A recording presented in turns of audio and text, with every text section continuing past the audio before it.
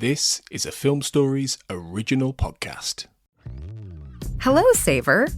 Whether you're saving for that trip to the tropics or saving for an emergency, now is the time to take advantage of Wells Fargo's savings options. Wells Fargo offers savings accounts that can help you save towards your goals. So, what are you saving for? Visit a Wells Fargo branch or wellsfargo.com/save to open a savings account today. Wells Fargo Bank, N.A., member FDIC. We made this.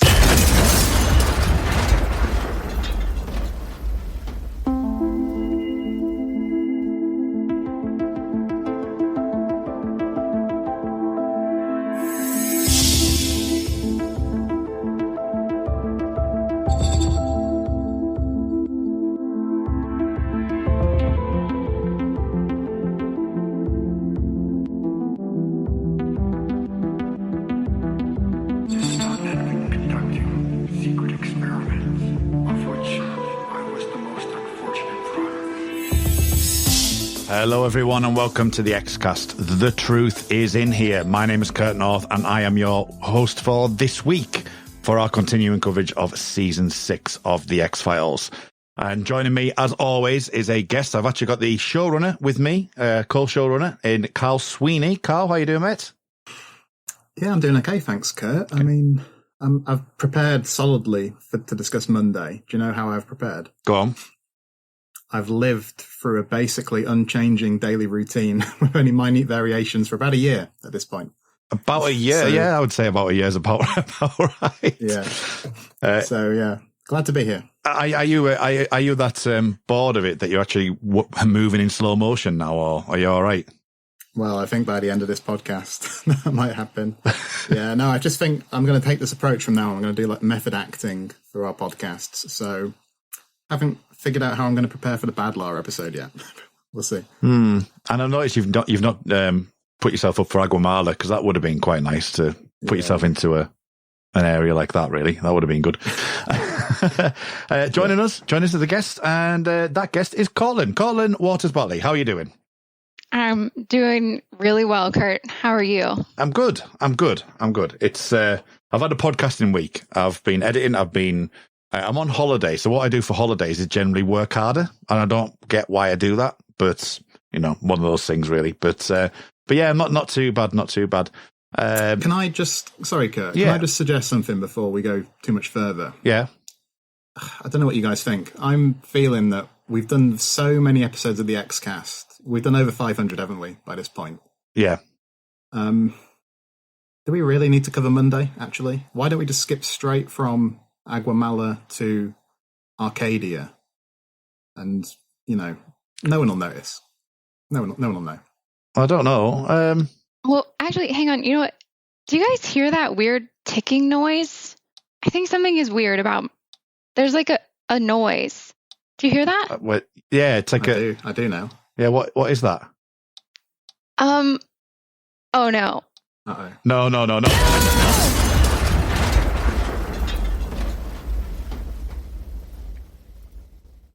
So, Cortlan, how are you doing? What's up?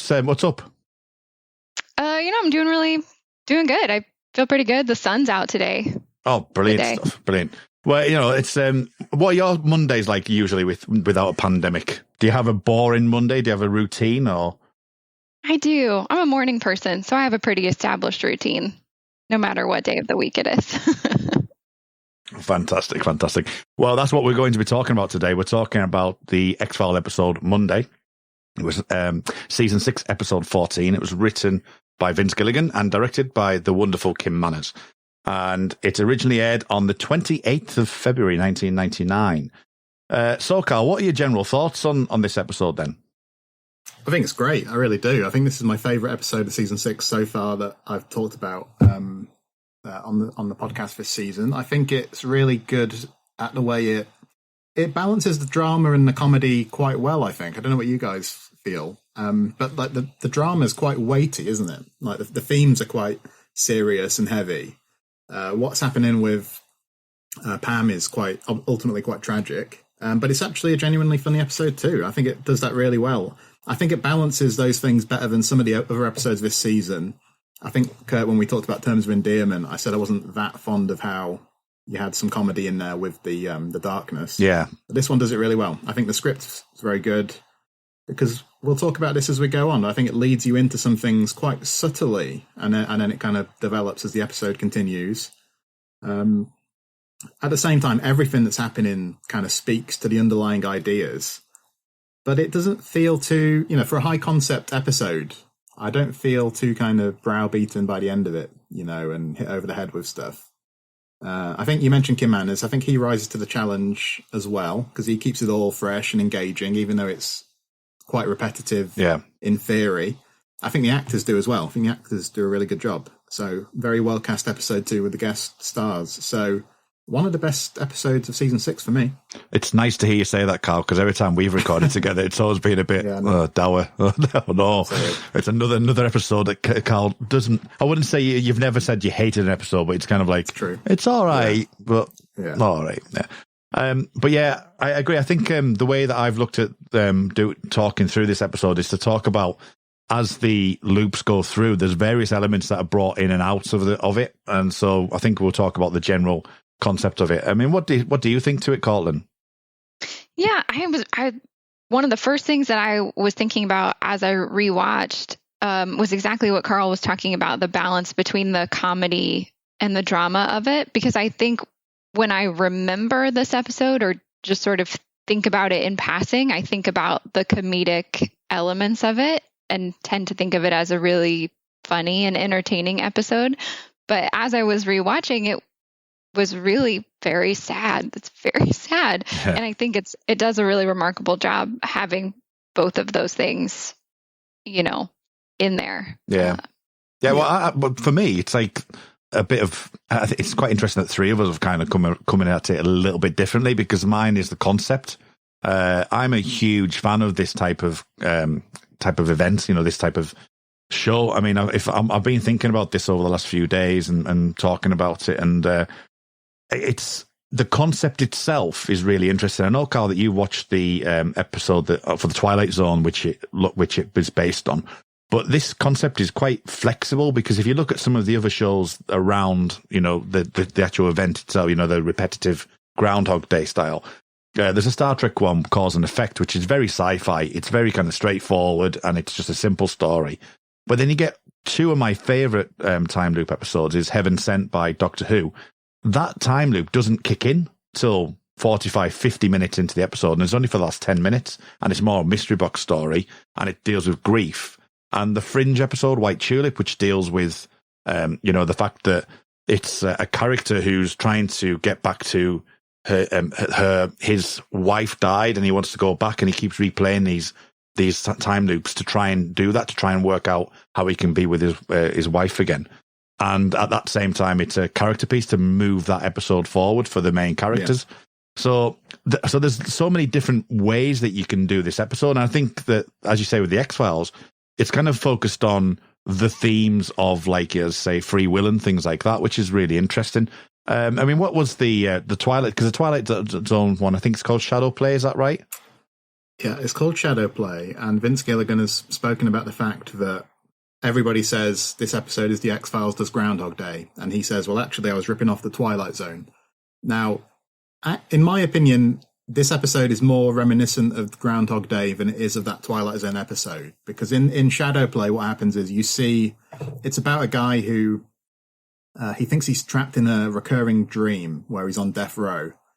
But the loop plays its way out all the way through once, and then the final scene is kind of back to the beginning. So you don't get that level of repetition that you get in something like Monday, where you go through several, versions of it. So Groundhog Day is the classic example, isn't it? I think Tony in one of the comments says that he kind of gets a bit miffed that everybody says it's the X-Files does Groundhog Day. But the thing is that Groundhog Day is the one that's become the synonym for being stuck in a dead-end, repetitive situation, isn't it? Yeah. Somebody says to you, this is like Groundhog Day today for me. You know exactly what they mean. And it kind of spawned all these other narratives that are comparable to it. Like, we've been talking this week, haven't we, kind of off air, about things like Edge of Tomorrow, the Tom Cruise film, where it's all about saving the world. And there are, horror films like Happy Death Day, which are kind of comparable to, as well as the Star Trek stuff you mentioned and so on.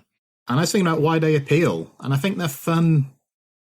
They're fun in kind of a self-reflexive way, aren't it? It's just fun to see how the writers and the actors and the directors handle that kind of scenario. Can they do it in a way that holds your attention without becoming unnecessarily dull and repetitive? Can it be done in a way that marks it out as different from something like Groundhog Day or some of these other comparison points? Yeah. And I was thinking like how they appeal to us. I think something like Monday, it strikes a chord because a lot of it's very relatable, isn't it? I think anyone who's been stuck in a job that they don't particularly enjoy can get on board with the idea of like, waking up on a Monday morning, running a bit late or whatever it is. So some of these scenarios, going to the bank and having to clear a check so that something can happen, very relatable. Sometimes with something like Groundhog Day, you get an element of like thrill-seeking or living vicariously through them, don't you? You get to a point where Bill Murray's kind of enjoying the scenario and he's having some fun with it. I don't think we ever really get that in Monday. I think because of their points of view, it's because it's not really Mulder and Scully that they're reliving it. We're seeing it through them, but it's not. It's her, isn't it? So, and that adds to the tragedy of it, doesn't it? Yeah. And I think that's the other thing. What the best of these stories do, and what I think Monday does well, is it's the idea of a character changing in some way because you've got this kind of static concept or a looping concept. So it means that the idea of somebody taking charge or becoming a better person or whatever becomes particularly important.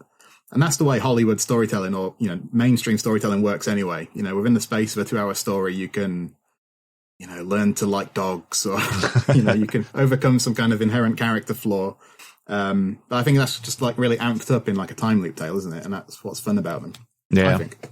Yeah. I mean, Colin, have you watched many of these films? I know we've talked a bit off there about some bits. I wonder why you're laughing. No, that's not true. I mean, obviously I've seen Groundhog Day. I did see that Tom Cruise movie, Edge of Tomorrow. I am familiar with the Doctor Who episode that you mentioned. I'm sure that I've seen others too. I think that's a time loop like story as a story. It's pretty common, even if it's not as central. This is like an episode that is about a time loop. I don't think, I think it comes into things more often than we would probably realize unless we were actively like looking for them. Yeah. But I do think that the one thing this one does really well is manage to go through the same scenes many times without it being boring. Because it could have been much more boring than it actually turned out to be. Yeah, I mean, it gets IMDb rated at 8.9 out of 10, and that's from 3,290 votes. So what would you rate out of 10, Colin, first? What would you say? Probably not quite that high. Maybe like an 8, probably. Okay. And Carl?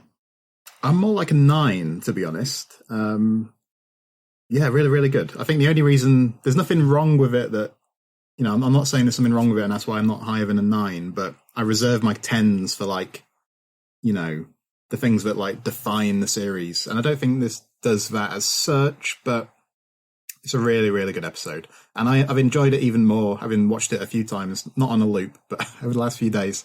I appreciate this even more than I did, before I started doing that. So I really like this episode. Yeah, I think for me, I bump it down to an 8, specifically once we get to the end. And we can talk about it more later. But I think that it's really, really good. And then it loses it a little bit for me in its conclusion. Yeah. Right. Okay. I mean, I would probably say a 9 as well. Actually, I think it's one of those episodes, and season 6 is guilty of this for quite a lot of them, where you can put on, it's quite an episode that you can just go right. I mean, for example, I was watching it last night. There was we were waiting for shopping to be delivered, and it was like we don't want to put something on where we're going to have to sit down and concentrate on it. So I just went, I need to do Monday again. I'll watch it again. And my other half was like, that's that Groundhog Day one, isn't it? I was yeah. And, but then she turned, but she kind of like, because she watches X-Files with me, but not all the time. She's not a fan of it, but she enjoys episodes. And for a while she was like, what happens at the end?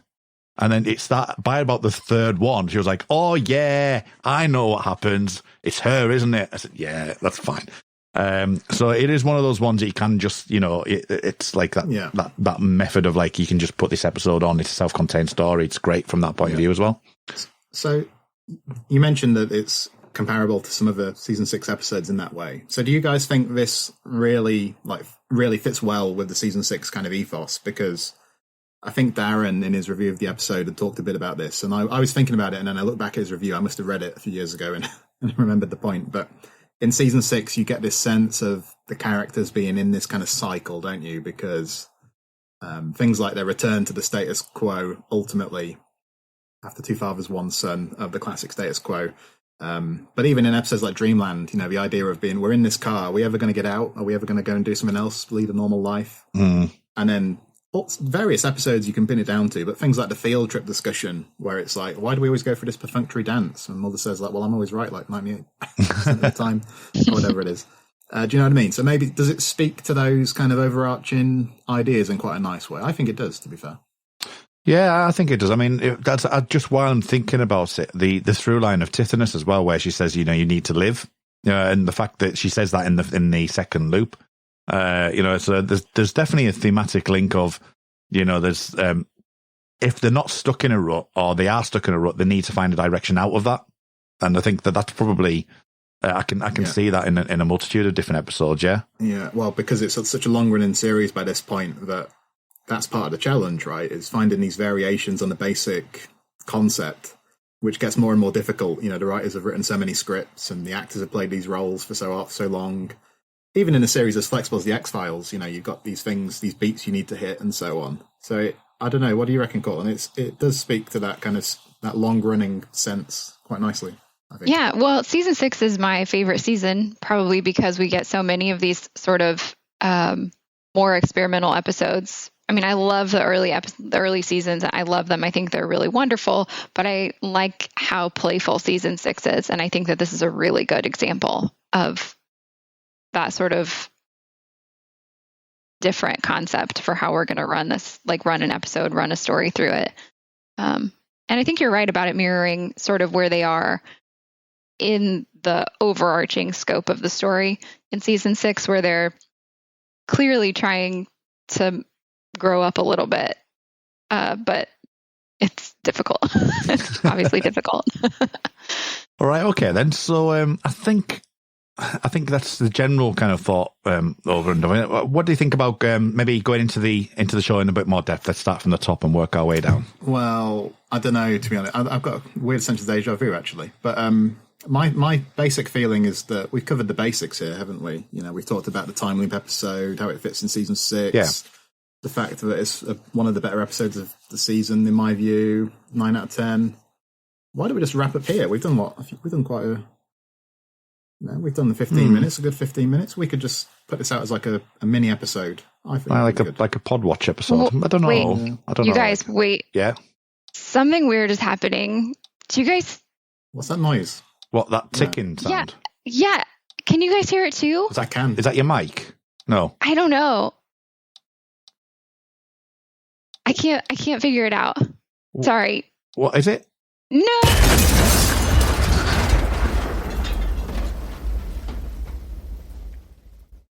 I mean, even like Person of Interest has a version of it as well, because they kind of like they have a computer simulation, and the simulation plays out all the potential ways of getting out of this building that they're being surrounded by, and have these gunshots going off and all kinds. And you see all these different variations, the variables, and I'm sure we'll talk about that in Monday as well, because obviously there's the variable aspect in this one.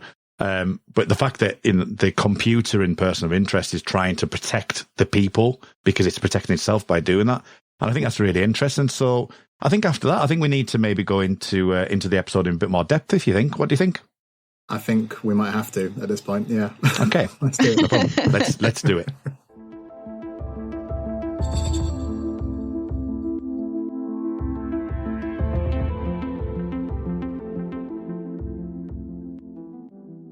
Okay, so we get the opening credit scene to bring us up to that explosion, and the day resets.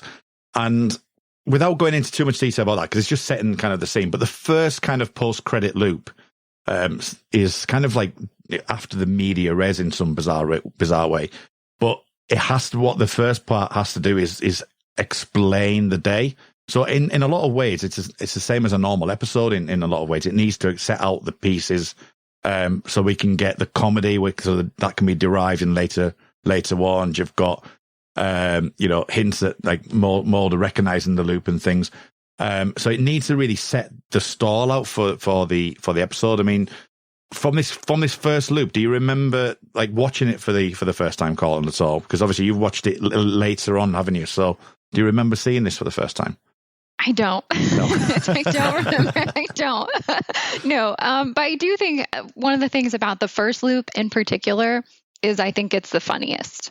I think this is for me when the episode is the funniest in terms of just the straight up comedy of seeing Mulder have such a really bad morning. Yeah. Yeah, I mean, Carl, what do you think to the Detchels? It has to do things, doesn't it? It has to get the trainers in there. It has to do the waterbed scene. It has to the phone call, the mobile phone, and everything like that. Like setting those pieces up as well as just doing the comedy aspect of it. And as I say, the variations that happen in the loop following it as well. The fact it's kind of like it's explaining everything that's happened post credits, really. Yeah, really good. I think it does those things well because there's a famous Alfred Hitchcock quote, which is that cinema is life with all the boring bits cut out. And I think part of the appeal of a time loop story is actually the opposite. It's quite fun to have this character who we normally see, doing very dynamic things, but here he's doing very mundane things. He's woken up as he's late. I mean, it said 7:15, but it must have not had enough time to get to work for this meeting, so he's running late. It looks like. It's just very interesting and amusing. I think it sets up some ideas quite well too, though. The idea that you see the clock that's not working because the plug got wet or whatever. So that reinforces the sense of time is kind of stuck at the same time as his watch is still ticking on and he's running a bit late. So relatable, and at the same time, it's a very ordinary bad day kicking off in this very extraordinary circumstance, and it's quite a nice blend. Yeah, and it's nice to see that, isn't it? Because you can't imagine. And my question would be, right, how do Walter Skinner, Mulder, and Scully end up in the same room in that board meeting? How do they actually end up in that meeting in the first place? So how is it relevant to their work on the X-Files or what? I don't know. Just imagine it's some kind of obviously it's a really boring meeting, but it's clearly some sort of like quarterly department meeting that they, that Skinner has to run and has to invite them to. And don't you think the fact that it's a Monday is relevant too? Because I don't think the episode draws much attention to it, except you see it on Mulder's watch, don't you? But it's a Monday. But for a lot of people, I have a meeting on a Monday, and in usual circumstances, even though I work 7 days a week, over the 7 days. That Monday I have to be in because it's the meeting day. So it's totally relatable. And there's just something about it being a Monday morning that makes it that much worse, right? We can imagine that they've had a weekend, or he's had a weekend to do whatever Mulder does on the weekends when he's not on an X-File. And now he's late for this terrible meeting that I'm sure he doesn't want to go to anyway. And his waterbed is leaking into the apartment below him. And I mean, he's got form. He's got form, though. He's always late for meetings. Sure.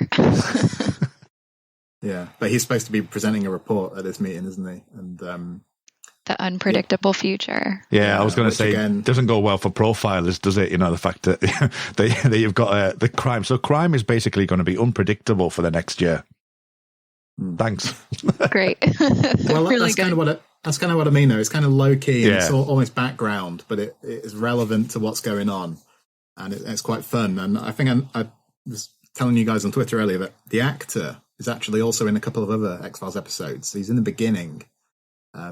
He's the guy who's droning on and on in the meeting. He's the guy who makes the remark about Men in Black in the beginning, and he's also in Via Negativa. So I'm assuming it's the same character. I can't think. Do you remember what he was in Via Negativa? I don't remember, and I didn't have time to check that before we started recording, to be honest. Okay. So, can you remember, Cortlan? No, I was thinking about it. I feel like there are a lot of extra kind of agents running around in Via Negativa, though. I think because there are, lots of scenes with extra agents. Can I just point out something about the earlier stuff with Mulder at the apartment? Yeah. I just think it's very good comedy. The fact the Coveney juggling the saucepan and trying to patch the leak up and stuff. I think it's really fun. Yeah, this kind of slapstick kind of humour with the element of it, yeah. And I'm not sure whether it's the first act or is it later is there a certain appendage that is potentially visible at some point? I don't know. Oh, why did you bring that up now? I think it's this one. It was going to be an appendix for me, not a forefront in the mind. Cortlan, do you want to handle this? As it were? Listen, I would never claim to be an expert. There are a lot of, but there are a lot more well-versed. You know people, Cortlan. So. I do know people. If they're gonna dress him in pale yellow cotton pajama pants and then soak him in waterbed water, I don't know what they thought was going to happen, but congratulations, fandom. I think we need to explain. Well, I don't want to explain it, but I think somebody needs to, because I've never noticed this until I was told about it recently. I only became aware of this in season 11 with the coffee cup.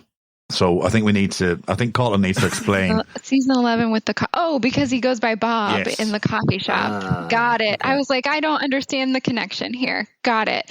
So how do I explain this without a visual in front of, you can all watch the episode. Hopefully you're watching it. Have you not got it time stamped? No. I think I know someone who might. Yeah. Yes, in a spreadsheet somewhere. I think we all know someone who might. But, he gets soaking wet. He's wearing his pajama pants, and maybe we get a little peek at a certain appendage that we don't usually see from Mulder, but we do see from David Duchovny in some other shows quite often. Yeah. Including when he gets asphyxiated in one film as well. Which film is that? I think it was, I can't remember what film that was now. Was it Playing God? Was it Playing God? I haven't seen that. Maybe. I can't remember. There's definitely a film where there's erotic asphyxiation. Again. Yeah. Not an expert. But why Bob? Why Bob? Again, not an expert. Not an expert. I honestly have no idea why they call it Bob.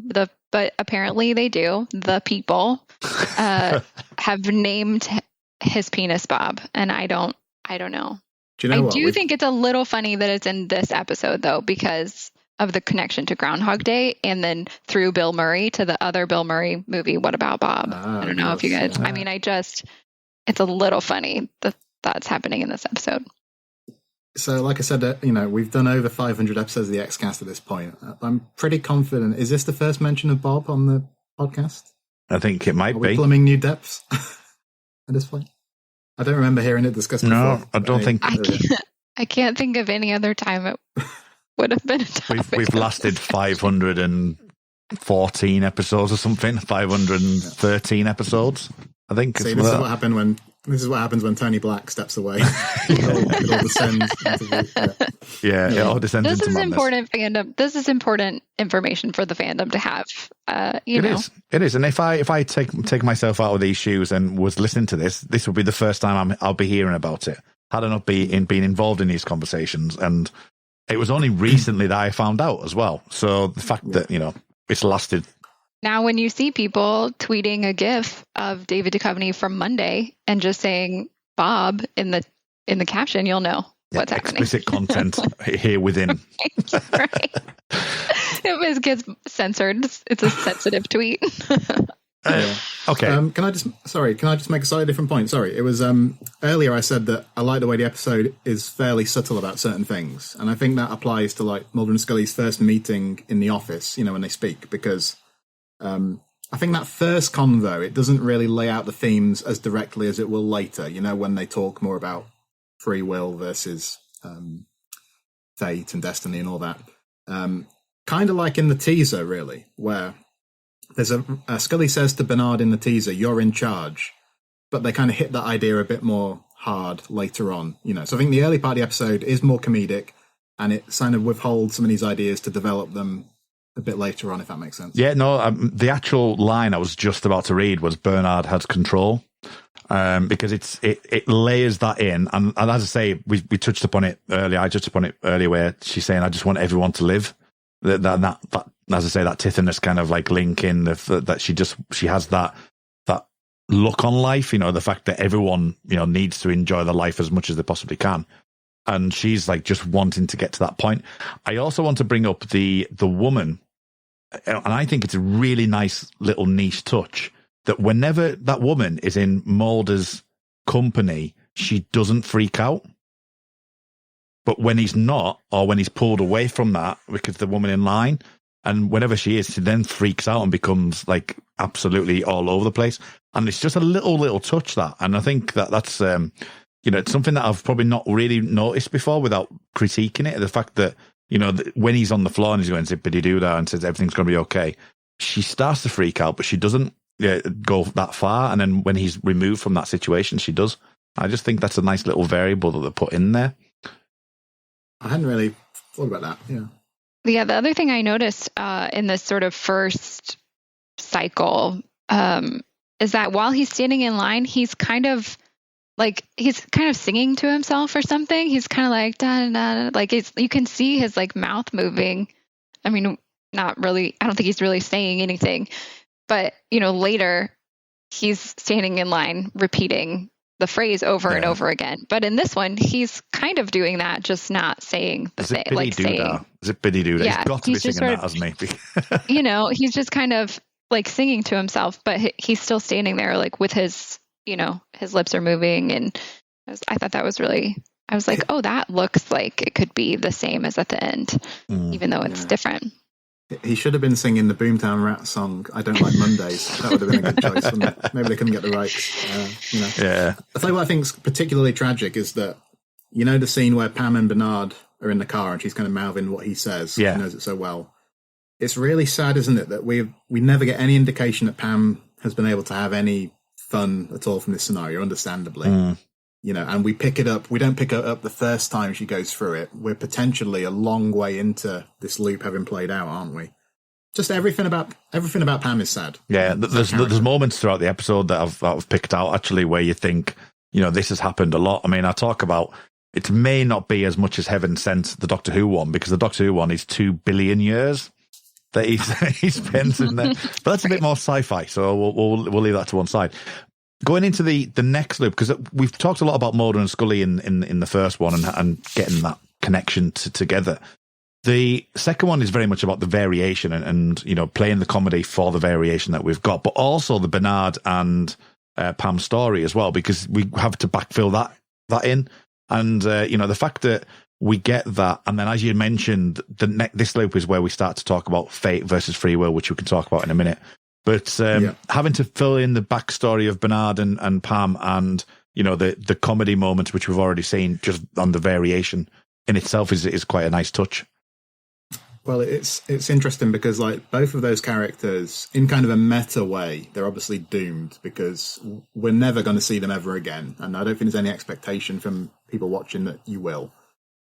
So something has to happen to resolve this loop, but we'll never see them again. And as we go on, we find out that it seems kind of sad, doesn't it? He's like, who cares if I get fired? He's says something about mopping floors, doesn't he? Yeah. So like the implication is that it's like almost like being trapped in this cycle that's kind of uninteresting. And the way that it's perfectly cast, I think, both of them, because both of them kind of epitomize that sense. They look kind of gaunt and kind of down at heel in a way. And I think that's good because I can sort of imagine this episode where they decide to do a bit more kind of a stunt casting thing. And I don't think they do here. Of course, Carrie Hamilton, she's the daughter of Carol Burnett, isn't she? The American comedian. I think is less well known in the UK. But it's more interesting, I think, to American viewers. And Darren Burroughs, I think, known for a role in Northern Exposure. And what I discovered today, he's actually the son of Billy Drago, who plays the bad guy in Thief, which I didn't know. Oh, okay. Right. It's kind of a cool link. Oh, okay. I can see that. Okay. Yeah. Do you know what I mean? I think they really embody those grounded. Well. They're very grounded, aren't they? Grounded. Yeah, absolutely. This the second one with Pam and them, I mean, things like Everything Will Be Roses. You talk about the Pam aspect, where you feel like you know she's been through this quite a lot. And it's like, yeah, Everything Will Be Roses. She's that melancholy that, you know, you do start, you have that empathy. And, you know, we'll touch upon it right at the very end with Mulder and typical, you know, Mulder-esque type of him being empathic towards women is kind of like touches upon that as well, which is really interesting. This obviously the comedy again is played out. You know, you've got the things like him falling backwards and stuff, and the waiting for that. I mean, Colin, did you this second time around? I mean, how did you feel with that? And then obviously move into the fate versus free will conversation, which is really intriguing in itself.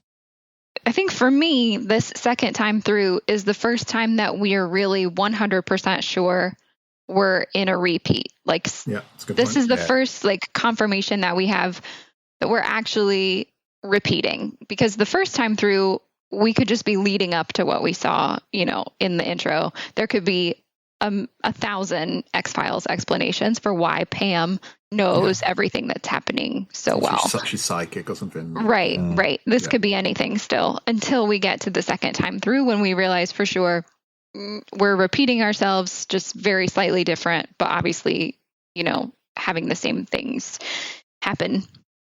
And which I think is a good time for Mulder and Scully to start talking about fate and free will. I love Scully in this conversation. I mean, I love Scully all the time, but I really love Scully in this conversation where she's kind of just very matter of fact, like, well, we're going to change your fate today. Like, I don't know what you're talking about, Mulder, but we have this meeting, like, we're going to change your fate. Let's, you know, move on. And I think that that's a really good one. Yeah. Good conversation. I do too. I'm closer to Scully's view. So I think it's appropriate that we stop to discuss whether free will does exist or not. Because from what I understand, it's a long-standing debate that's spanned like centuries. But, you know, I did so like 10 minutes. We're going to have no trouble covering it here then. We're good. Well, yeah, I did 10 minutes Googling the other day. I feel I got a pretty good handle on the basic points by now. So the debate is, according to some philosophers, free will is a figment of our imagination. Nobody has it. Nobody ever will have it. Instead, our choices are determined. They're necessary outcomes of events that have already happened, or they're random. You know, and I think the natural instinct is to kind of bristle at that, isn't it? If you say to people, you don't have free will, people will say, what are you talking about? And I think it does depend how you define it to a certain extent. So to what extent are our decisions directed by forces we don't understand? And I think the reason it's an interesting debate is because if we lose our belief in free will as a society, a lot of people think that could be disastrous, you know, because basically the world is kind of dependent on it in a lot of ways, you know, especially if you think about a country like America, you know, the idea of the American dream, where you can do anything you want if you put your mind to it, you know. Anywhere there's a criminal justice system, which is about the fact that you're responsible for what your actions are. If you say that we don't actually have free will, it kind of undermines all that. So some of the context, sorry to go on. Just trying to flesh this out. There was a study in the 80s, a guy, Benjamin Libet, and I think this is contentious, but what he showed was that,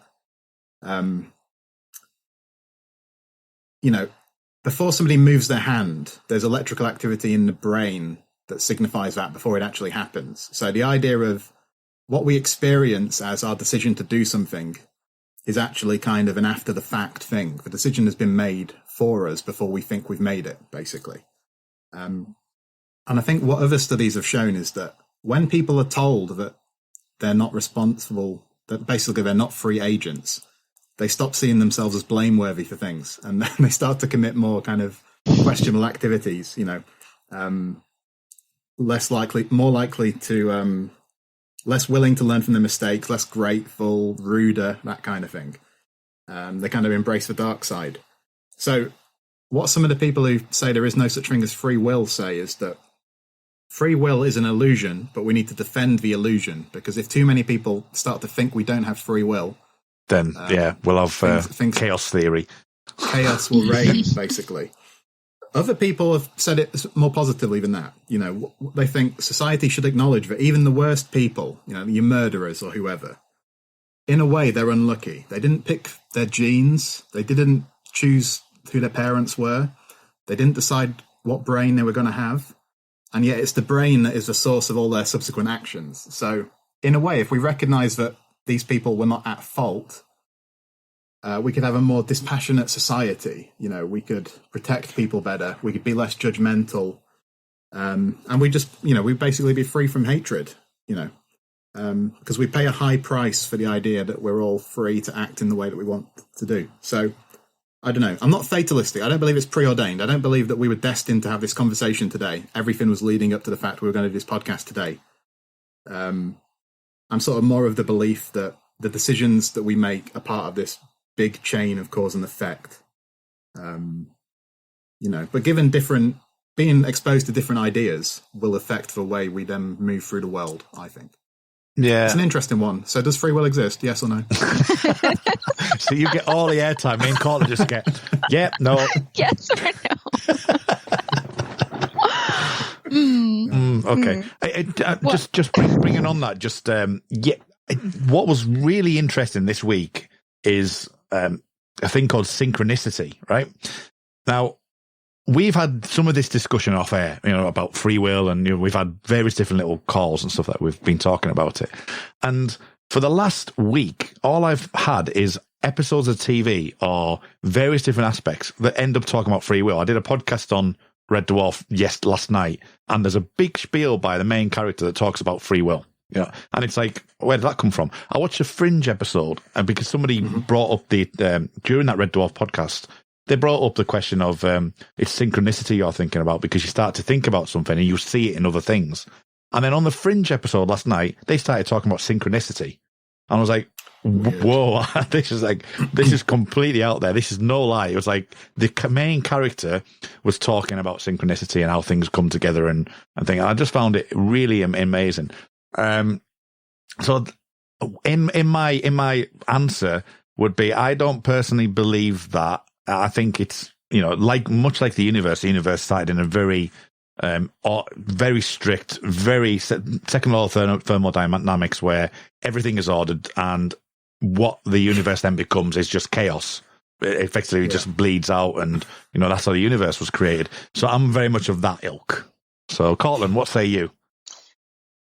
Wow. Well, I tend to think about it more, I suppose, as nature versus nurture than fate and free will. You're correct, right? Murderers don't get to choose their genes or their, you know, parents. None of us get to choose where we're born or who we're born to or anything. You know, all of those things just are determined for us. And then we have to deal with how our nature interacts with our nurture. And I think that that's where our free will is most at play, because kind of, you know, we sort of had this conversation a little bit in our conversations before today, but just because I grew up in a place with all of the same people who do all of the same things, you know, my whole family, with maybe 2 exceptions, live in the same town that they've always lived in for, I don't know, 50 or 60 years. And I left. I don't live there. You know, and like, that's my free will, maybe, or is, you know, a product of my nature and nurture combined. So I guess I tend to think about it that way. Like, certainly there's a series of decisions and a series of things that happen that lead up to those choices that we make, but then we still make choices, even if the factors that go into those choices are preordained for us. Yeah. I think Luke Winch looked at it from a science point of view in one of the roundtables as well, a while back, where he was saying from a mathematical equation point of view that, and this does come into the episode about this variation thing, that the amount of times in Monday that you can have the same event, but it's slightly changed. If you change the small numbers, the big number doesn't change. I think that's what he was saying. So effectively, that is the preordained element, that you can have as much like different small things change and it won't affect the big number. And I think that's an interesting way to look at it as well, from a mathematical equation point of view. My instinct is that free will plays less of a part than most of us think it does. And that if we were able to kind of sympathetically embrace that, we could have a more caring society. But I don't think that will ever happen, to be honest. I was looking for jokes about free will. I couldn't find very many good ones, but I got one. So, Kurt, knock knock. Who's there? Free will. Free will who? I predicted that you would say that. That's the joke. It's not very good, is it? But just that idea that it was a predetermined outcome, basically. Okay. What I think is good about the episode is that, like I said, I think it's smart to withhold that until the second go-round, basically. Allow these themes to gradually accumulate and then get into the meaty stuff. And I like the way it's always kind of balanced. Like, you've got this discussion going on. You've also got Scully's reaction to the waterbed, which is a nice comic thing as Amazing. well. So it never gets too heavy. It's always kind of nicely balanced. And I like the way it plays out this time. This is the loop, isn't it, where, like, Scully goes to the bank, you know. So not only is Kim Manners shooting scenes like the apartment scene differently, which is fun, like the camera's on the other side of the shoes, but you get these various different twists on it. Like, Scully goes to the bank, but it still ultimately plays out. Yeah, I think I've got that down as the third loop, because the loop I'm looking at it is where it's all rest is all predestined, and it's when the police come in into the final scene, and the third loop is more. I thought the third one was where Mulder goes to the cash point, to the ATM. It's where Pam has done. This is the notes I've made anyway. Pam goes on tour. That's when she goes on the bank. That's the third time. If you, it's the first post credit. It's actually, in theory, it's the fifth one, and we're going to get really confused now, because you've got the credits, you've got the title credits, you've got the first loop. The second loop is the variation where we start to talk about the predestined stuff, and the police come in, and I like the aspect of where the police come in, because that leads on to the finale act. Then the third loop is when Pam goes on the tour. Right. Yeah, that's good. That's good when she comes in, because up until that point, she'd been kept separate, and so she either appears, she appears outside the bank, and we get used to that. And then when she appears in the FBI building, it gives you a bit of a jolt, doesn't it? Because the FBI building had been quite light-hearted by comparison. It's where they discuss these things. It's where they have the dull meeting. So I liked that kind of switcheroo, as it were. I do, just before we move past the second loop. It has one of my favorite, probably one of my favorite little moments from this episode, because in the second loop, if I'm correct about calling it the second loop, that's when Bernard he threatens to shoot Scully, and Mulder says, "I'll shoot her," and Mulder says, "What do you think I'll do then?" That's one of my favorite little lines in this episode, because it goes right back to, Bernard should know what Mulder is going to do if he shoots Scully, but also Mulder knows what he's going to do if Bernard shoots Scully, and does he have a choice in making that decision? And it's one of those things where it's we all know exactly what will happen because we know what Mulder's sort of predetermined choices are in that moment. Yeah, I really like it. There's one moment in the second loop I wanted to ask you about, Cortlan, because I've never understood if it's a particular reference to something. It's the moment, it's in the FBI office when Mulder realizes that actually he has to go to the bank, I think. Yeah. And he says, "Endorsed my damn check stub." And he says it in kind of a weird fashion. I'm wondering, is that, what's that all about? I don't know. I always think he's singing it, right? Yeah. And maybe he's meant to be singing it to the tune of Zippity Doo Dah. I don't think he nails it, if that's what they were going for. But I think it's, for me, I always wonder about that too. Why he says it in such a strange tone. But in my mind, it's a callback to the singing. It's the singing. Just Mulder zippity-doo-dahing his way through this terrible day. Do you know, Kurt? I was wondering if it was from a jingle or something. No, I don't know. No. It's really, but yeah, it's always thrown me a bit of a loop. Hey. I like the fact, and it's a very minor thing, but I like the fact that the newspaper hits the door slightly differently each time. It reinforces that sense of not only stuck in a cycle, but no two iterations of the same action are exactly the same. The way the actors read very similar lines slightly differently. It's that kind of thing, which is fun about the episode, I think. The camera's in different places from scene to scene and so on. The other thing I really like, too, as we move through the loops, every time we see Mulder kind of having this terrible wake up, I think he's a little more irritated by it. he seems it's a little less funny and a little more pissed each time we go through it. And I think that's really good. The deja vu loop, that's what I'm going to call it. There's a deja vu loop, and then we know what we're talking about. It feels that one felt to me, and it felt to me like that's when he's most he knows something's not right. He plays that as like some, I know already. It's kind of like subconsciously he's already aware that he's in that loop at that point. Well, he plays it very well, doesn't he? Because like deja vu is not a feeling you can really convey on screen directly, but the way he kind of is like, that look in his face. Yeah, he pauses, at the desk especially. Yeah. That's a really good one. That's very effective, I think. So he plays it very well. That whole discussion is interesting too. And I think too, like seeing it start to weigh on Mulder that way, it's easy to then look at Pam and think, oh no, like this, this is Mulder after the maybe 3 times that we see it. And we know that Pam has experienced it 50 times or 100 times or however many. And imagine what it would feel like after that many times through. Well, especially when she makes the comparison of it being like a needle stuck in a groove. And that whole scene where she speaks with Mulder, really, her anguish is very palpable, isn't it? Yeah. And the thing saying that, she's in a hell jumped out at me because, the fact that you are replaying the same moment time and time again. And it's something that actually the TV show Lucifer picks up on, because the version of hell that they have is that you replay the same, like your worst moment on earth. You replay that time and time and time again, and that's your version of hell. So it's a nice little visual representation of hell that that she's having to live this moment time and time again. And as you say, Stuck in a Groove is a perfect example of that, and I think it works really well.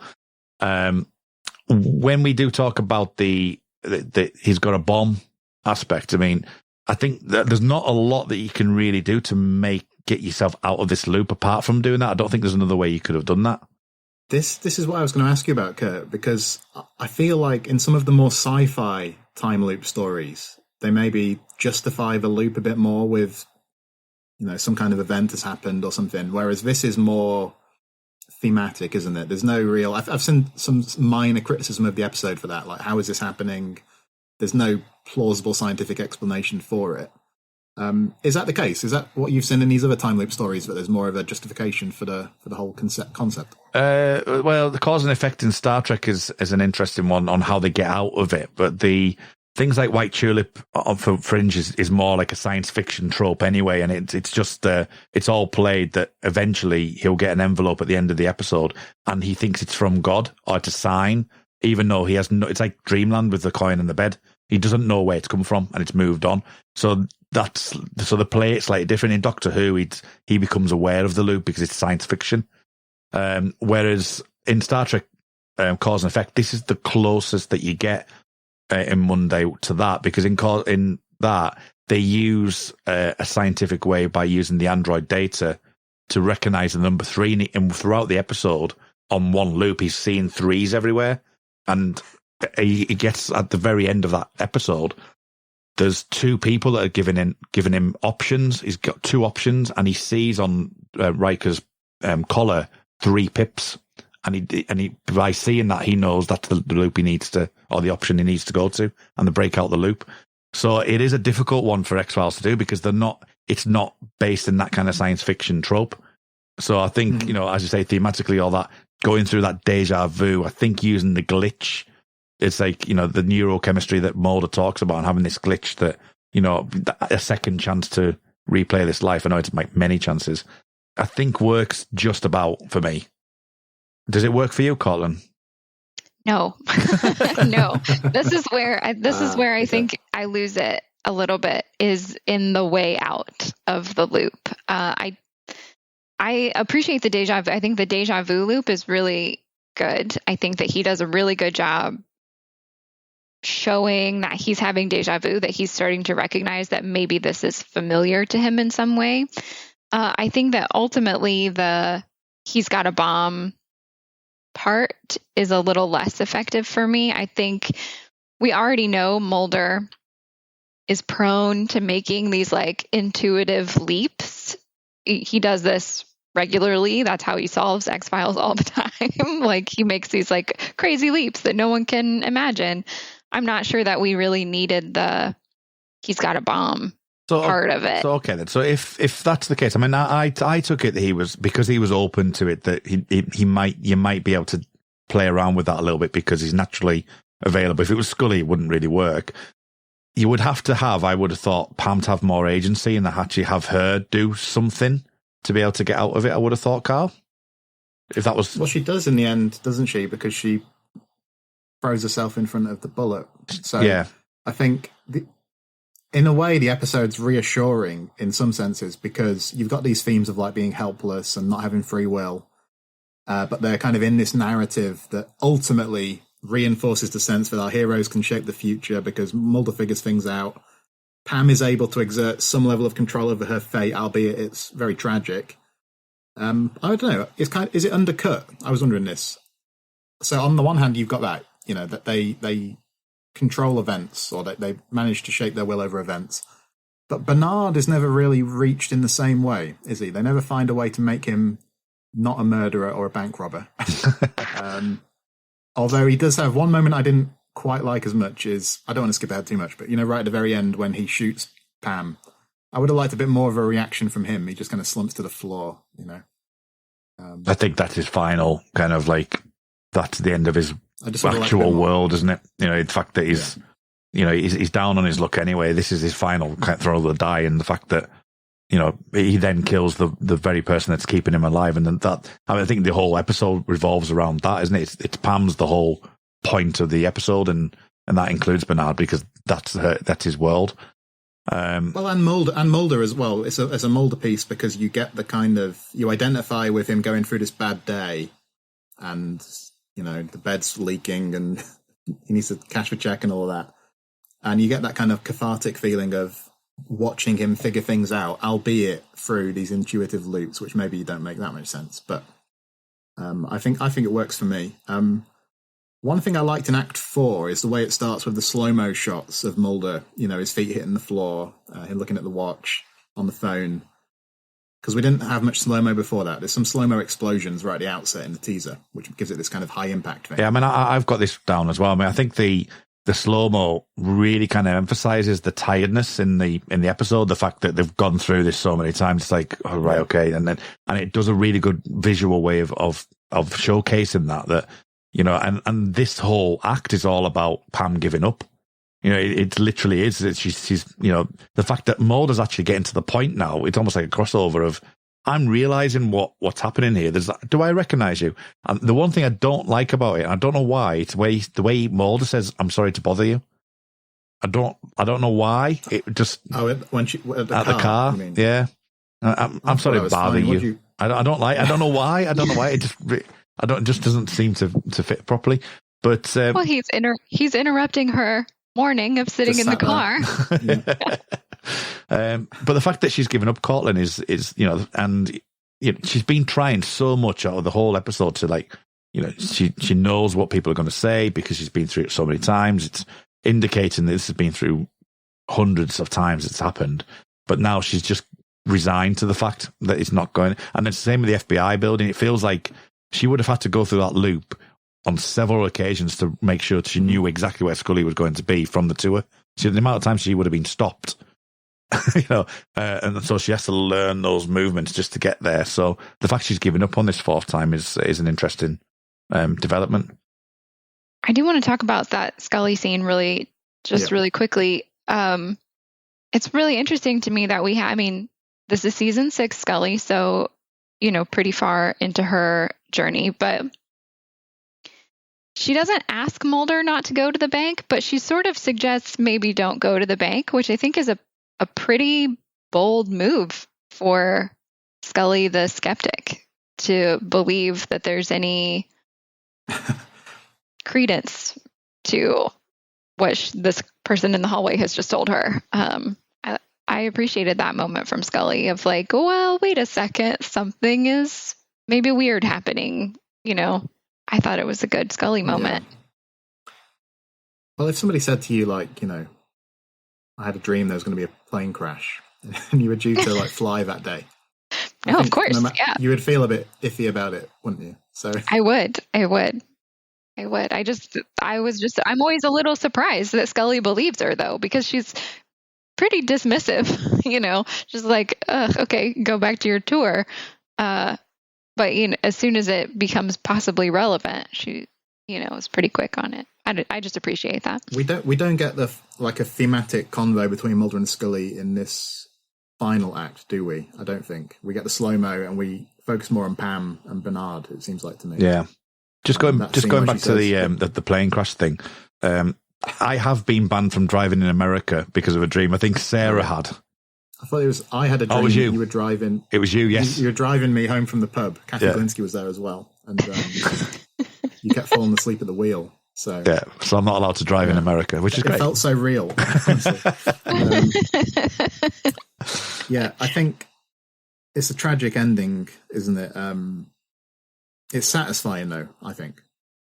Like, she's cycled through all the variables. She's tried Skinner, she's tried Scully, she's tried Mulder, which looked promising because Mulder was able to put Bernard down, but he sets off the bomb on the ground in Act 3. And finally, it's up to her to make the move. And presumably she's tried various other people to try and influence this event too. So the fact that it comes down to her is very sad. But it works for me on the dramatic. Yeah, and it works as well because she never thought to go in the bank herself. She never actually, in all the time that she's done that, she's never thought that she might be the variable.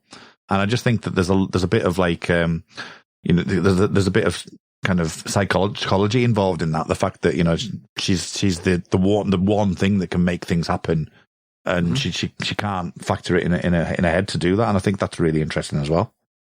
Yeah. I think for me, that's a little bit where I feel like we're missing some pieces. I think ultimately, right, what has won is the idea of repetition. This is repeated enough times that Mulder manages to remember or remind himself that there's a bomb. And so I think I would have liked to see a little bit more, even if it was just one scene maybe, of Mulder and Pam figuring out that if she goes into the bank, something different could happen. And then we move into she goes into the bank and confront, even if I'm not sure exactly what the structure there could have been, but I think that if what we're going to rely on is repetition, then maybe we needed a little bit more. And I think it would have been interesting to see Pam convince Mulder one more time, like as he's remembering, like as he's experiencing deja vu. I mean, Mulder takes the onus of it, doesn't he? Because he phones Scully and tells her to get Pam, bring her in. Yeah, I think it's missing a little bit there for me. I think I would have liked a little bit more. And of course, because Mulder goes over and talks to Bernard, the woman gets hysterical, which is, as I say, he's in the bank, but he's not near her. So, and I like how it kind of wraps up as well, because we've had these variables, we've had the police being named by them. We've had the police sirens before, and then obviously the police sirens are here again. And the looks on both Mulder and Scully faces are like, okay, yeah, right, okay. And I think that particular element really works for me. It's good how all the stuff at the bank is suitably tense throughout, isn't it? Even though there are other scenes in the episode which are lighter in tone, I'm always kind of quite gripped by the drama at the bank. Yeah. In every iteration of it. So, yeah, I like that. What about Mulder and the fact that he actually gives him the gun and says, you're in control now? I was wondering it because he says, you can change your fate. So the implication to me is quite bleak because Bernard never takes that opportunity to change his fate, which it could have been another way to do the episode, couldn't it? You can imagine this story more oriented around him and he decides to walk away. And he never does. In fact, all that happens is the loss of life is less widespread. So it's a shame. I wonder if there's anything that could have been done to reach him. It appears not. And that is because free will does not exist. Well, preordained. What do you think, Cortlan? Yeah. Well, I guess that's a little bit what I'm saying. Like, I think he doesn't take that opportunity, right? But we only see Pam take this opportunity once, and it's only because Mulder does it. I don't know. Yeah. And it's quite instinctive, isn't it? It's like, she throws herself in front of the gun. Yeah. So almost and unthinkingly. It's just, like, Pam is so convinced that it's Mulder that she never, I think that if we're going to talk about fate and free will, like, Pam was, I guess, fated to die in the bank, and that's why it was stuck on the loop. But she had never made the choice to go in the bank before. And Mulder now made this choice for her. And it's really interesting. I think I know what you say. So like a scene where Mulder says, it's down to you, Pam. You need to reach Bernard or something like that. I think that it should have been more of Pam's choice, I guess, or decision. I don't know. Yeah, and taking up, as I said before, taking more agency and more like hold of it. Because she makes that split second choice, but we don't see her decide to go in. We don't even see Scully really, we see her like knock on the window or whatever, but I think that we're missing a little bit there for me. We've been predestined to end on that note. Yeah, and I don't know what you guys think, but maybe we should actually end on that note, because we've gone over an hour here, haven't we? So, I mean, it's good that people left us some mailbag stuff, but... Wait, sorry, Carl. Next week. Can you guys hear that noise? There's like a little ticking or something? Do you hear it? What? No, hang on. What is... Hang on, I don't like the sound of that. Oh, no. No.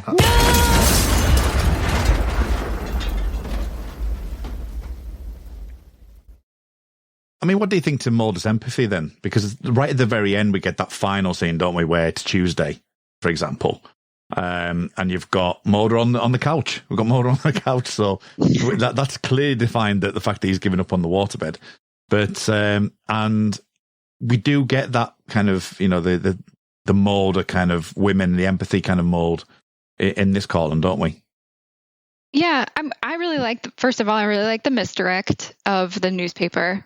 One more time, which on my notes is number 7, but that's okay. I really appreciate the misdirect of the newspaper and then Mulder asleep, but it turns out he's on the couch and wearing different pajamas. Everyone will be reassured to know. I think it's another example. Yeah, I think you're right. It's another example of Mulder's particular empathy, and especially considering he can't remember all of the times that this has happened. He just has a sense of the weight of it.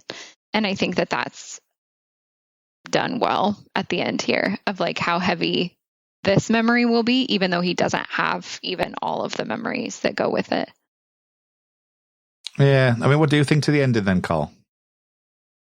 Yeah, I like it. I think that, like Colin says, the sort of the newspaper is fun. The idea that, okay, is this the loop? No, it's not.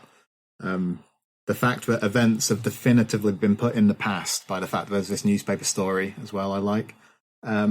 Interesting to have a Mulder and Scully closing convo done over the phone, which doesn't happen all that often. I suppose it happens sometimes, but the kind of convo they often have in the office or wherever. One thing I was going to mention earlier is that, so she's surprised by the waterbed, isn't she? So she's had that waterbed for quite some time. So she hasn't been in his apartment in quite a while, has she? So that's relevant to various debates. You've opened a can of worms there. Jesus. Oh, no. I actually really love, though, that this episode reintroduces the waterbed. That's fun. That's another thing I think this one does really well. It just drops in a few things like the waterbed, things like the bank that we'll see this bank again. I mean, not this particular bank, but this bank. Braddock Marine. Yeah. It's in Amazing Marlene, isn't it? Mm-hmm.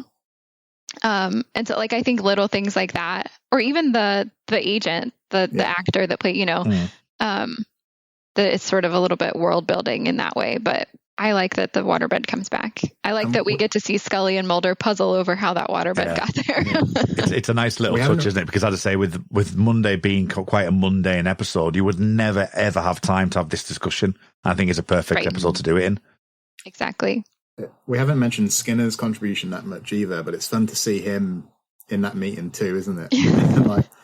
Kind of like, fretting over Mulder's appearance or non-appearance as well. You can just imagine he hasn't like obviously worked as a superior to them for some time. This is obviously a cross benefit kind of, let's bring people from different departments in. And he's like, well, they haven't changed, have they?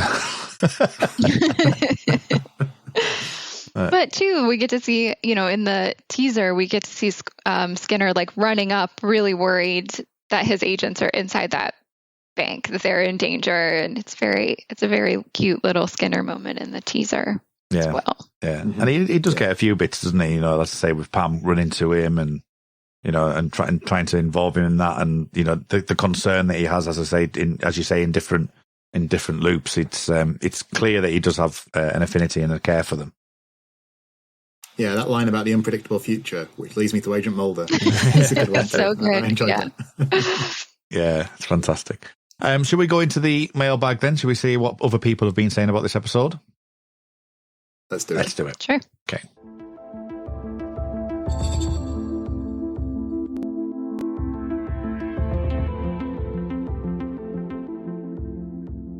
Okay, so Christian Ponce says, I consider it the exact moment when the series stopped being a science fiction series to become a fantasy series. In the first seasons, there are very marked effort to justify monsters as genetic mutants, but especially in the Los Angeles era, any scientific justification is abandoned to enter definitively into the Twilight Zone. Still, I really love this episode. Don't you think that happened a bit earlier with stuff like Synchrony? Kind of opened the doorway a little bit for these episodes. These later episodes are more along that line, I suppose. I don't see Monday as like the starting point of that. I feel like there have been other episodes that are less grounded in the way the early seasons were already. Because season 6 in itself has quite a few, hasn't it? So, I mean... Like we've already had like Triangle, for example. Right. I mean, I think it goes back to what you're saying. There's no reason given for why this is happening to Pam. Other than the fact she was, I guess, supposed to die and didn't. Yeah, and Mulder does have that end comment, which is like a Twilight Zone ending, isn't it, really? To like basically say, I think she was just trying to get away, which is very much like you can imagine a voiceover kind of saying that Outer Limits, Twilight Zone-esque. But I wouldn't necessarily say it's too over. I think you're right with Synchrony. I think that's probably a really good one to point, because that's the science fiction trope that, X-Files is in science fiction world there. But this is still, for me, it still has theme. It's not, you mentioned about the Star Trek episode earlier, Carl, about how do episodes get out of this, and X-Files has a struggle to do that because it's trying to play out the theme of free will.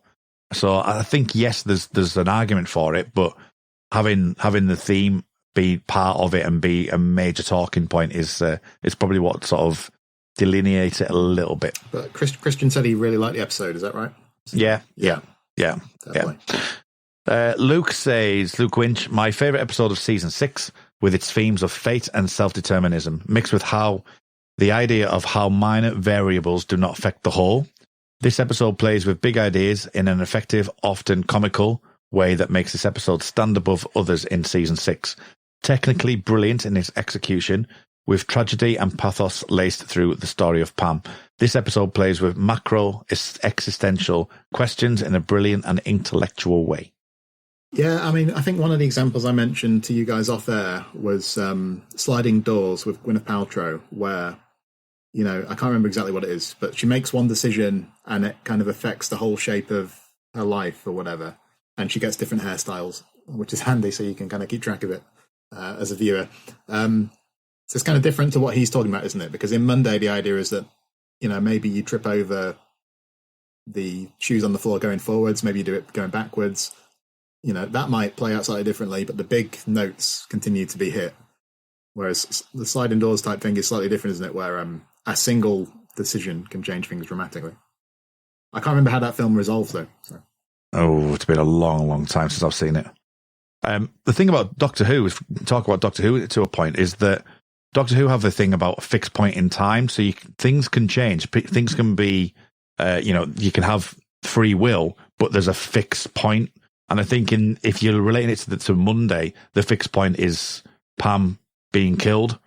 So that is the big variable, the one that's immovable. Everything else around it can move around until, to a degree, yeah. So that's where the glitch in the record is. It's the very nature of that moment. Everything else around it is free will. If you wanted to go down that route, it's just that's a really important part of time, and it gets stuck in that mode. Do you guys ever think about this in terms of your X-Files fandom? Like, do you ever think about things like, well, what if Gillian Anderson had been late to her audition, or what if the second film had been released in the winter and had made more money, it had a better advertising campaign? Did we get the third movie? Does that mean we don't get a revival? What if I hadn't started watching at the time I started watching? Would I have ever become a fan? Would I be a different type of fan? What if I never went on Twitter and started tweeting about the X-Files? Like, would I be here today? Like, Cortlan, do you ever think about these kind of things? Well, I think I certainly reflect on my own choices about it. I don't know that I would necessarily reflect on other people's choices, if that makes sense. I don't, if Gillian Anderson was late to her audition, I don't know. Would we even have the show? I have no idea.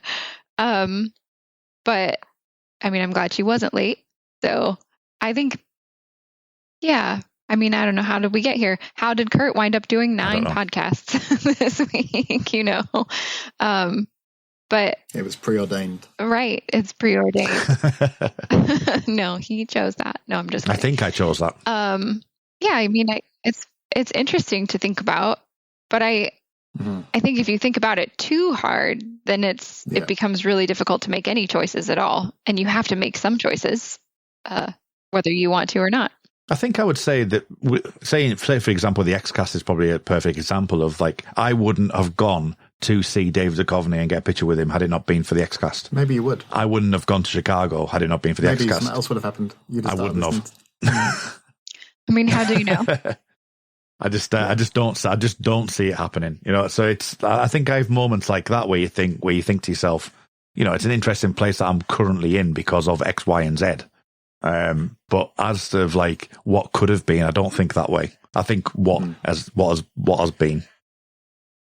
So do you often think? Do you have to like lie down and look at the stars and think, oh, if I hadn't have gone for that curry last night? Like, for instance, job interview where you think, if I'd have answered that question more confidently, or if I'd have said something slightly different, would that have been enough? Would I have got the job? And if I did get that job, would I be here where I am now? That kind of thing. And those kind of turning point moments where you could see it unfolding in a completely different way. I do think about those things, yes. See, I wouldn't. My thing is definitely more on a case of what I've done to be where I'm at now, rather than thinking about what could have been.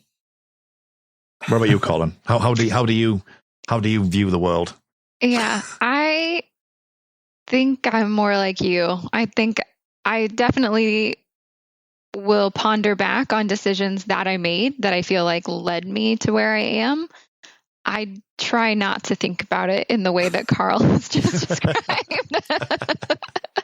I think that would give me even more anxiety than I already have now. It's too prolific that you're thinking like that. But like, don't you never have times where you get a fully formed memory returned to you of something you did which was just like mortifying or embarrassing, and you think, oh my God, I'm such a doofus.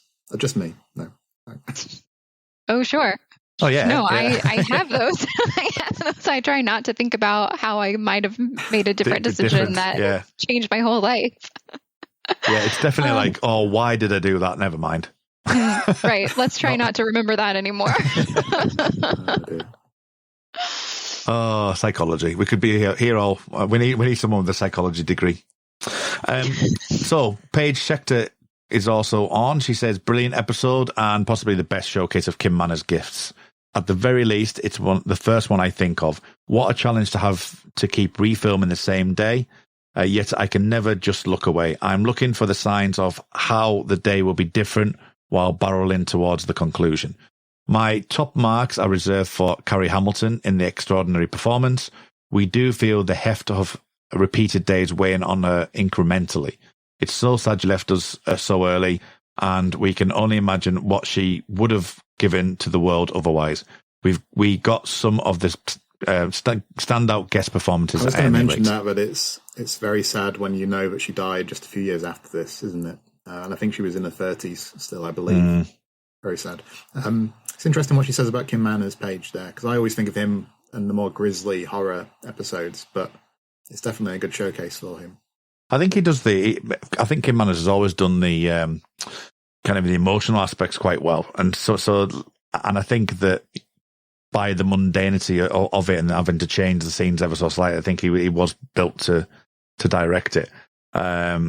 It's a nice thing, but to be able to block and to do these scenes time and time again, would really be interesting to see how they worked around it, because obviously they're going to be filming different ones. Did they just arbitrarily put in, right, Mulder's going to do this, this, and this? Or are they just saying, David Duchovny, do what you want with this, play different variations? Would it be nice to see how they actually filmed it that way? I think it must have been quite planned. That's my instinct. And I think that would have been a nice challenge to do.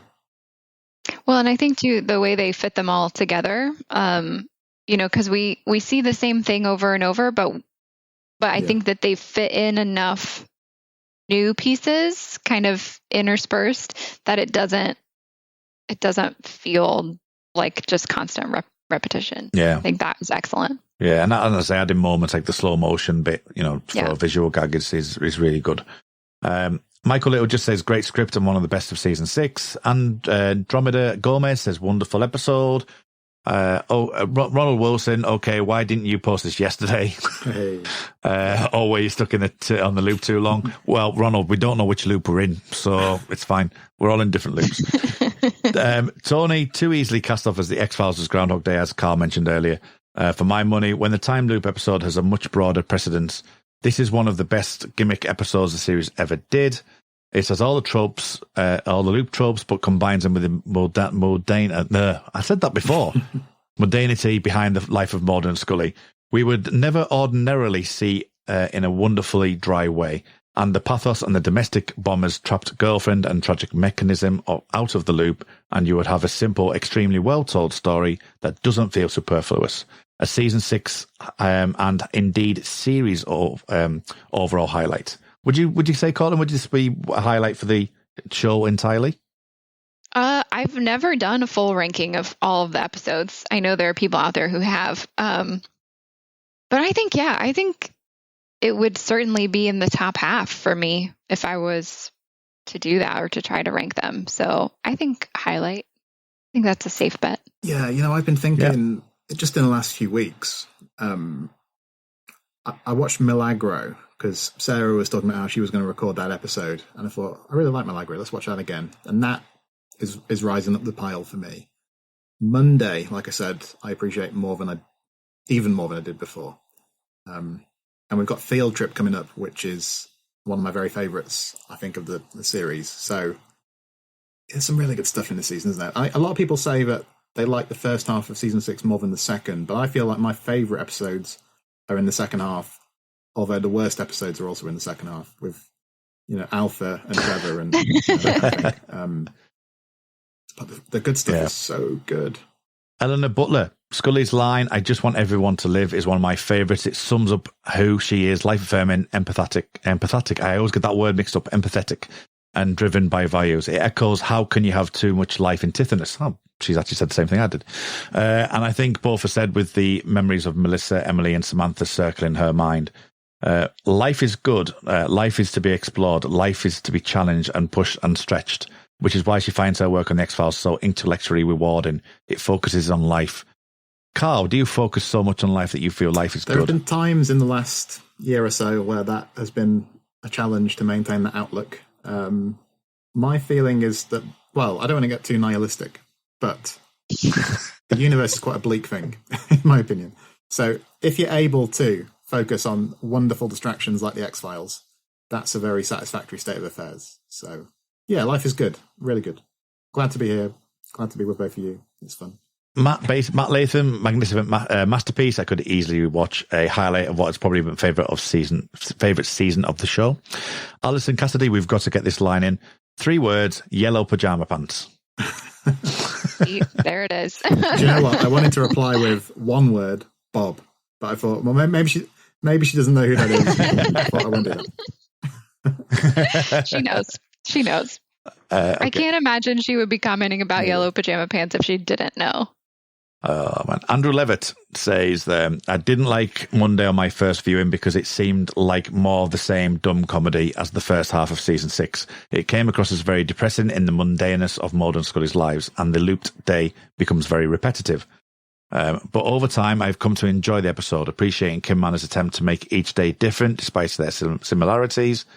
The humour, which Mulder's waterbed is fun. Mulder and Scully discuss some deeper issues about life and repetition.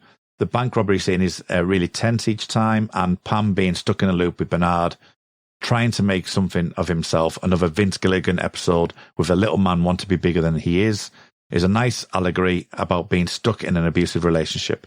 The only thing that jars me is Mulder's remembering what's going on to happen in the next loop, but it's conveyed in a most convincing way, so I usually let that pass. An 8 out of 10 from me. So that's an interesting one, actually, because I'm used to sci-fi doing this element. It's not something that everyone will be accustomed to. It's an interesting trope, and it can become repetitive. And we've mentioned about Kim Manners doing the directional part of it, but to be able to it is a skill to be able to keep people interested with this, because some people might be turned off by that. Do you think so? Because Groundhog Day had such broad appeal, didn't it? I've never really heard people dislike that film because of the concept. Maybe there are people, I don't know. Actually, Cortlan, weren't you saying that there was somebody who hates this episode? Yes. She's not in the X-Files. She's not in the basement. But I was just talking to her right before we started recording today. And her name is also Sarah, so confusing. And she said, what are you recording? And I explained, we're recording about Monday. And her immediate and gut reaction was, I hate that one. She hates it. She doesn't like to rewatch it. She does not find it funny at all, and thinks it's quite sad that we just watch Mulder and Scully die over and over again, which is fair. It's fair. I think that's fair. I was surprised. I mean, I think she's the only person I've talked to who doesn't like it, but she's not bothered by that. Yeah, it's interesting because it's generally got good praise, which is, as I say, there's not many people that have a dislike for it. And it is interesting how some people do not necessarily like it to begin with, but have grown to like it as well. I think that's quite an interesting kind of repetition in a few things that's happened here, that or people have made comments to say that they weren't too fond of it, and then eventually they've grown to like it. Chris Knowles has said, I'll lapse into some Bostonese and declare this one to be wicked Pisiah. That translates to truly outstanding, commendable, and praiseworthy. I thought we were going to get a Boston accent there, Kurt. No. Cortland, can you do it? Trust me, you do not want to hear me do accents. It is not too Midwestern for I could try a Boston accent because I've seen The Departed. So yeah. What did he say? A wicked pisser. Yeah. Wicked. Yeah. Oh, man, yeah, you're not going to get me to trying to do that. Last time I tried an accent, it had to be cut. It didn't go well. Didn't go well. Becky Desborough, this is my favourite episode of all and brought me back to watching after a long break. I suddenly had a strong desire to watch it in December and then watched it the whole series straight through, having never seen the second film or the revival. So many great episodes, but this remains my favourite. Yeah, that's good. And I believe Becky's only just joined the basement, so I'm not sure if she's listening to the podcast or not. If you are, Becky, hello, and we're glad to have you. It's funny, isn't it? It's good to hear that people are coming back to the show as well. Yeah. I mean, just there's been a few people like that over the last couple of years where you've seen them appear and, finding a new love for it. I know someone that's actually watching the show for the first time, and they're thoroughly enjoying it. It's just nice to see, that there is people, we're picking up fans or people watching it at least, even so many years down the road. And it'll be interesting, especially in the UK with Disney Plus now showing the X-Files on there, whether or not the viewership goes up on that, because, it's going to be a bit more readily available for those people who have Disney Plus. Yeah, we should, I feel like we could discuss that on that could be a bonus episode, like how soul-destroying it is that Disney owns the X-Files. But no, that's just my cynicism. Is it nihilism coming back again? Yeah. Right. Okay. Pamela Stafford also says, I like the action of it, the bombing, the near-death scenes, the emotion. I really like the nuances in a different day. Every day is not the same. I find that it's really interesting. I am extremely fond of the yellow pajama pants. And on that note, we should maybe call the episode to an end. Yeah, and I was thinking that my initial instinct was we should just skip the social media handles and stuff. Yeah. But I've changed. Over the course of this discussion, I've gone through a character arc. And I feel like the only way we're going to get out of this loop is if I tell you that I'm on Twitter at CKJ Sweeney. I'm also in the X-Files basement on Facebook, so you can find me there. Cortlan, how about you? You can find me on Twitter and Instagram at CWB, CEE, the word double, the letter U, BEE. Excellent. And you can find me on Twitter at rmuldrake, RMULDRAKE, along with our other host of X-Files X-Files podcasts. What am I talking about? Also, with podcasts, as I say, I've been working on nine in the past 3 days. So you can find me on Make It So at Jean-Luc Poddard, which is a Star Trek Picard podcast, a Red Dwarf podcast called Shipwrecked and Comatose at Red Dwarf Pod. And as I say, if you want to just keep an eye on the other ones, just by all means go to Twitter at rmuldrake. So yes, thank you very much, both guys, for coming on and talking about Monday. It's been a pleasure as always. But until next time, remember, trust no one. Hello everyone, this is Tony, Network Chief of We Made This. As you know, our podcast network brings together a brilliant assortment of talent who talk about all kinds of pop culture content, such as the episode you just listened to, or maybe you're just about to listen to. We're not going anywhere, but we'd love to keep the lights on for even longer if you're able to support our network on Patreon. For just £2 a month, you get your name in lights and the satisfaction of knowing you're helping us produce more great audio. And for £3 a month, you'll get your name in lights, but you'll also get access to an exclusive bi-monthly podcast from the We Made This talent pool on podcasting, pop culture, and, well, you tell us. We'll take your suggestions. For less than the price of a coffee per month, you can help keep We Made This going. Just head to patreon.com/We Made This. That's patreon.com/We Made This. And get the ball rolling. Elsewhere on We Made This. The time is now. A Millennium podcast. I hate Hollywood. I hate the way these stories are told. It's everything. They hit the same beats. They hit the same rhythms.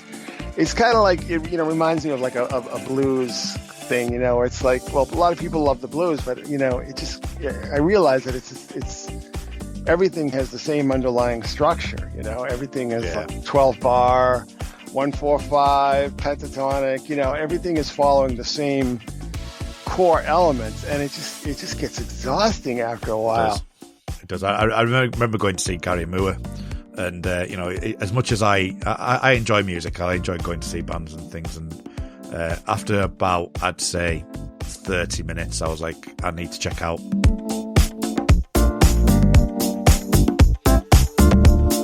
We buy records. How much would you sell this record for on Discogs? Now, the record in question is Microsoft DOS on a vinyl album which you can actually boot a PC with. You've got to be kidding. I'm not kidding. Does this sound bring back any memories? From what I can gather, it looks like they've done it as a hobby project. But if it was commercially available... All it needs is an incredibly vaporwave sleeve, and I guarantee that hipsters would pay a fortune for that.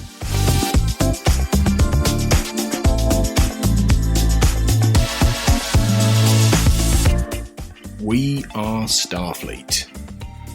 So this was kind of a nice callback to the elements that were used on TOS.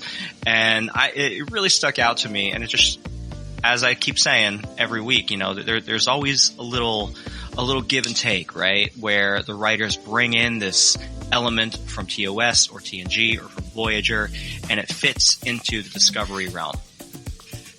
Yeah, and I'm glad that they didn't draw out Giorgio seeking medical attention for her issue. I was a little worried. Check out all of these shows and more on the We Made This podcast network.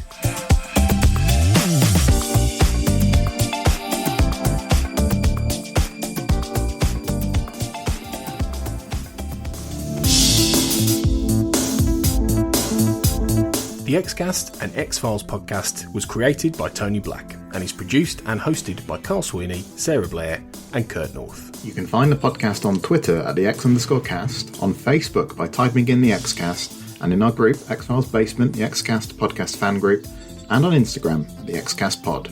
Don't forget, you can support the show by becoming a member on Patreon. Our patrons get early access to episodes, behind-the-scenes chats with our hosts and a thriving community of X-Files, and other premium interviews and specials. To find out more and subscribe, you can go to patreon.com/thexcast. That's patreon.com/thexcast. We are also part of the We Made This podcast network, full of popular culture shows, including our Millennium series, The Time Is Now. You can find all of our shows at our website, wemadethispod.com, or via Twitter at wemadethispod.